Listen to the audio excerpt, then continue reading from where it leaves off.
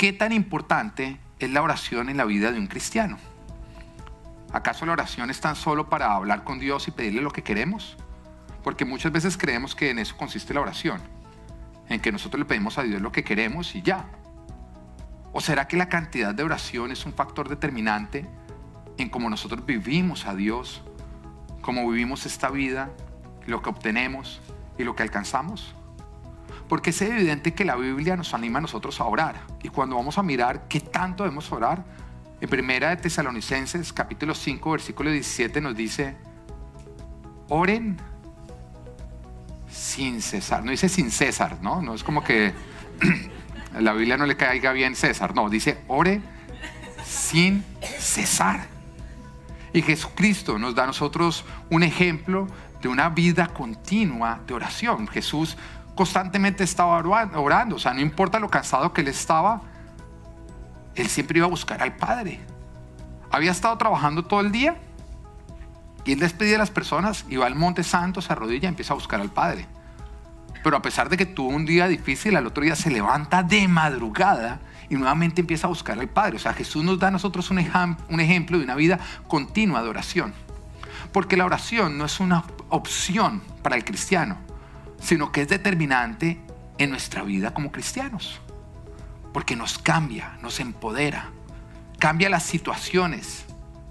Es determinante en el desenlace de las cosas. Cuando tú estás enfrentando cualquier situación, tú tienes que entender que la cantidad de oración que tú metes dentro de esa situación va a ser determinante en el desenlace de dicha situación.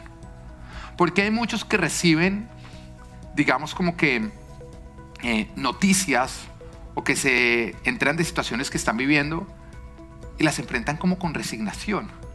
Como, no, sí, los resultados salieron y estoy mal. Y ya, aceptaron ese resultado así.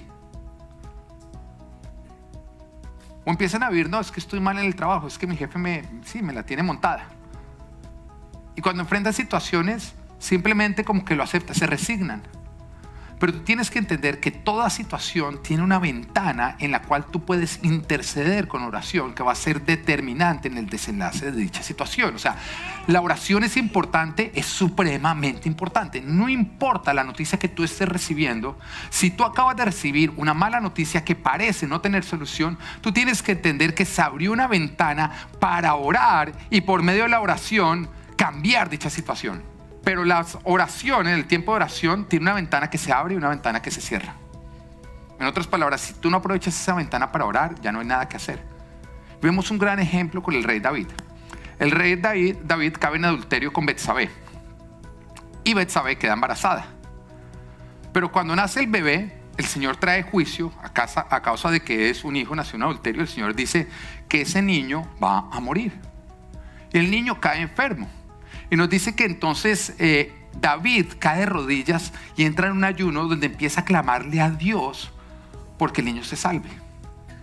Y todo el pueblo está viendo, o todos los del palacio están viendo a un David que no quiere comer, se la pasa orando, no quiere levantarse. Y cuando muere el niño dicen, no, pues ¿quién le va a contar a David? Si está deprimido cuando el niño está enfermo, imagínense cuando se entere que el niño murió. Y cuando están murmurando, David, estando clamando a Dios, dice, ¿el niño murió? Le dicen sí. Se para, va, se baña, se perfuma, va al templo, adora a Dios y después va y come. Entonces todo el mundo dice, oiga, este David es raro. Cuando estaba enfermo parecía estar más afligido que cuando le dijimos que murió. Y lo que él termina diciendo es, ya el Señor decidió. El niño no va a venir a mí, pero yo sí voy a ir a él. David tenía claro que nosotros como seres humanos no somos seres terrenales, sino somos seres eternos. Y él había estado clamando diciendo, Señor, deja que mi hijo esté conmigo más tiempo, que podamos compartir más vida. Y él aprovechó esa oración, esa ventana de oración. Una vez que Dios decidió, él sabía que la ventana ya se había cerrado. Pero la oración de pronto no cambió la situación, pero sí cambió la manera en que David veía la situación. Y él entendió que si bien Dios lo estaba llevando, su hijo ahora estaba en su futuro porque él se iba a volver a encontrar con él.